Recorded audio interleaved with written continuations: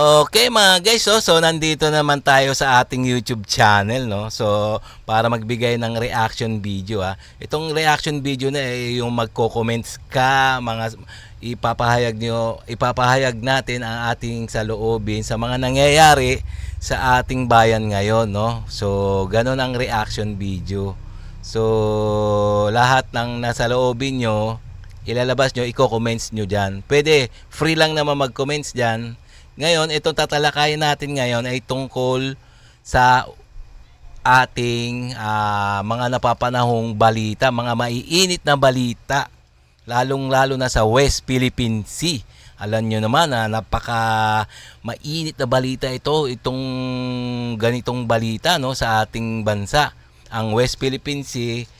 Kasi nga itong mga Chekwa na to makukulit ang kukulit na gusto talagang sakupin ang ating teritoryo, lalong-lalo na sa West Philippine Sea. So ito bibigyan natin ng komentaryo at suggestion at reaction, okay? So guys, no, kung bago ka pa lang sa aking channel please lang like and subscribe na lang muna bago tayo mag-umpisa. Okay? So ulitin ko lang guys please like and subscribe lang muna para tayo makapagsimula na. Okay? Itong bibigyan natin ng reaction, itong galing kay PHTV. Okay? So paki-subscribe din sa kanya, no? So sa kanyang galing tong video na to. So itong bibigyan natin ng reaction may pamagat na yung mga misyon ng Chinese Navy nabisto na. Ayun ano yung nabisto na yon ng US Coast Guard, binulabog ang dalawang barko ng China sa South China Sea. Wow, ayan ganito ang tingnan nyo naman. Pagdating sa mga US Coast Guard talagang sila matatapang tong mga US Coast Guard talagang binulabog ang dalawang barko ng China sa South China Sea. Walang takot talaga kasi itong mga Chinese nabisto na may mission sila doon. So ito bibigyan natin reaction to. Okay mga guys so mas mabuti umpisa na natin para malaman natin. Okay?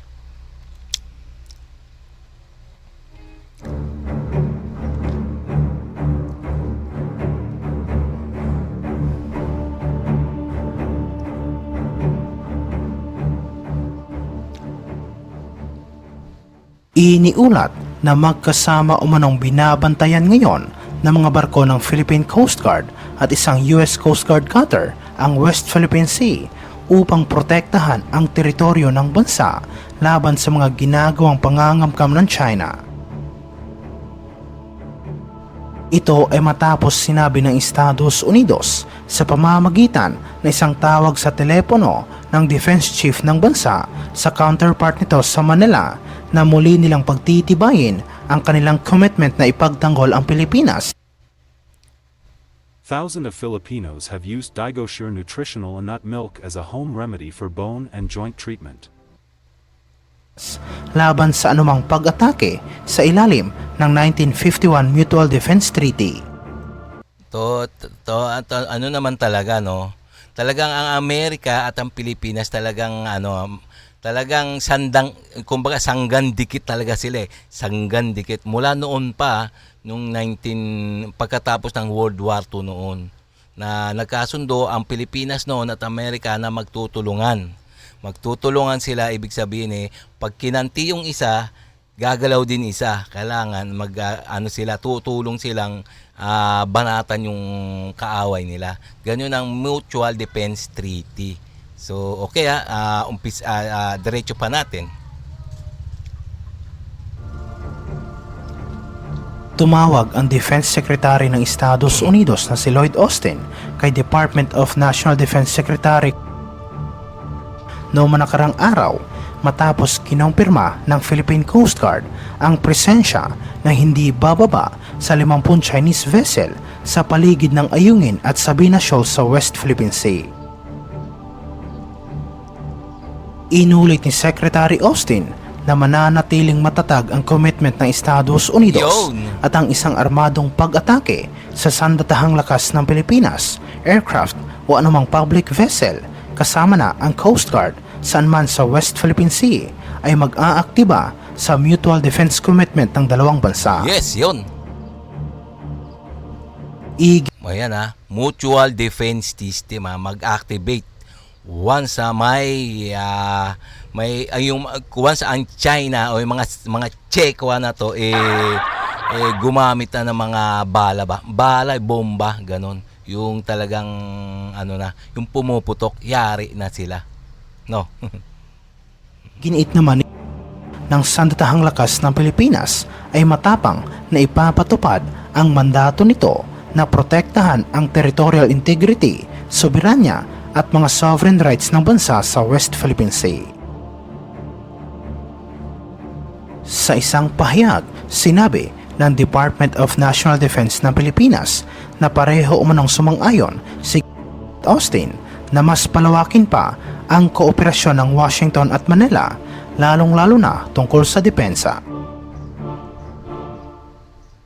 Binigyang diin ng dalawang defense secretary ang kahalagahan ng pagpapanatili ng isang malakas na alyansa sa pagitan ng Pilipinas at Estados Unidos upang patuloy ang pagkakaroon ng isang malaya at bukas na Indo-Pacific region. Yes, tama.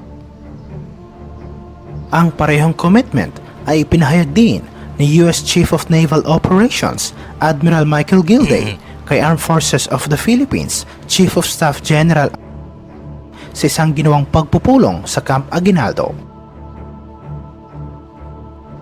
Ibinunyag ni Gilday na patuloy umano ang mga pag-uusap tungkol sa pagsasagawa ng joint patrol sa West Philippine Sea at ang mga naturang pagpapatrolya ay isasagawa sa ilalim ng direktiba ng gobyerno ng Pilipinas. Yes.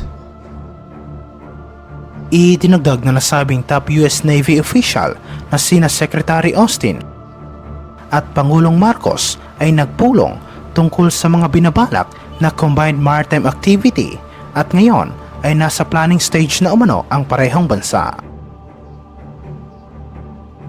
Samantala sa ibang aspeto naman, iniulat na hinaras umano ng Philippine Coast Guard ay isang Chinese fishing vessel sa Ayungin Shoal matapos itong tumangging umalis at sinabi na iligal at labag sa batas ang presensya ng mga Chinese sa lugar. Wow Tingnan mo ayan na nag-uumpisa na yung mga ating mga Philippine Coast Guard winasiwas o pinalaya sa ating teritoryo yung mga Chinese vessel may mga naligaw na Chinese vessel na civilian pinalayas medyo tumatapang na yata yung mga Philippine Coast Guard natin Sige, diretso pa natin.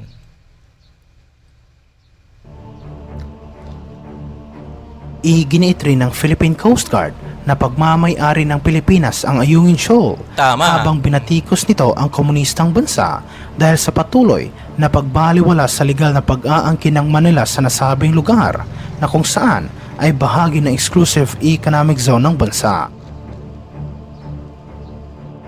Sinabi ng Philippine Coast Guard na patuloy na binabaliwala ng China ang legal na pag-aangkin ng Pilipinas sa exclusive economic zone nito sa Ayungin Shoal habang patuloy ding iginigiit ng Beijing na pagmamay-ari nila ang lugar. Itong mga Chekwa na to ang kukulit no.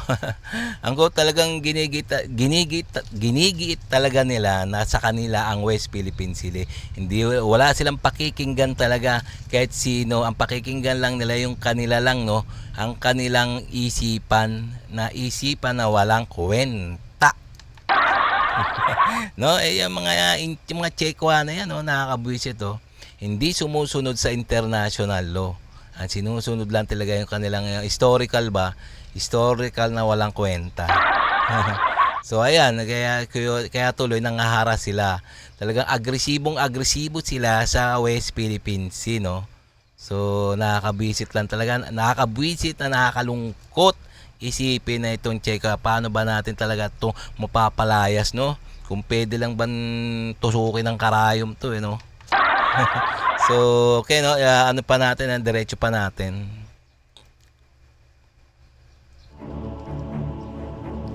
Sinabi ni Commodore J. Tariela, ang tagapagsalita ng PCG para sa West Philippine Sea, sa isang public briefing na hindi umano tayo nakikipagkompetensya sa China at ang lugar ay hindi pinagtatalunan as far as the Philippine government is concerned. Noong mga nakarang araw, ang Cessna Caravan 2081 ng PCG, isang multi-role fixed-wing aircraft, ay nagsagawa ng isang regular na maritime domain awareness flight sa Ayungin at Sabina Shoal at natuklasan nila ang presensya ng Chinese Coast Guard Ayun! sa loob ng exclusive economic zone ng bansa. Oh, lagi naman nandyan yan yung mga Chekwa na yan, no? Lagi nasa ating exclusive economic zone. hindi na nabago yan, no? Sige, mas mabuti diretso pa natin. Sinabi niya na habang papalapit ang PCG Cessna Caravan sa airspace ng Sabina Shoal, nakatanggap ito ng isang hindi malinaw na radio challenge sa parehong wikang Ingles at Chinese. Ngunit agad namang rumisponde ang eroplano ng PCG at inutusan ang Chinese Coast Guard 5304 na umalis kaagad sa lugar. Ayun nagpapaalis na ang Philippine Coast Guard ng mga ng mga Chinese Coast Guard. Medyo kakaiba ngayon, no? Medyo tumatapang talaga, no? Sa buong Maritime Domain Awareness Flight na nasabing PCG aircraft, sinabi ni Tariela na patuloy itong nag-issue ng radio challenge sa parehong CCG vessel at mga pinaghihinalaang Chinese militia vessel na nasa loob at paligid ng Ayungin at Sabina Shoal. Sinabi niya na mga pinaghihinalaang Chinese maritime militia vessel ay inatasan na agad na umalis sa exclusive economic zone ng Pilipinas at binalaan na hindi otorisado ang mga ito na manatili sa Ayungin at Sabina Shoal. Sinabi ni Tariela na ipinadala rin ng mga piloto ng PCG sa mga tauhan ng Armed Forces of the Philippines na nakatalaga sa BRP Sierra Madre na nasa Ayungin Shoal ang patrol data at mga obserbasyon nito at tiniyak nito na patuloy na magbibigay ng suporta at tulong ang PCG sa mga tauhan ng Philippine Navy. Idinagdag na nasabing opisyal ng Philippine Coast Guard ng presensya ng China Coast Guard sa Ayungin at Sabina Shoal ay kinompirma ng kanilang Automatic Identification System signature.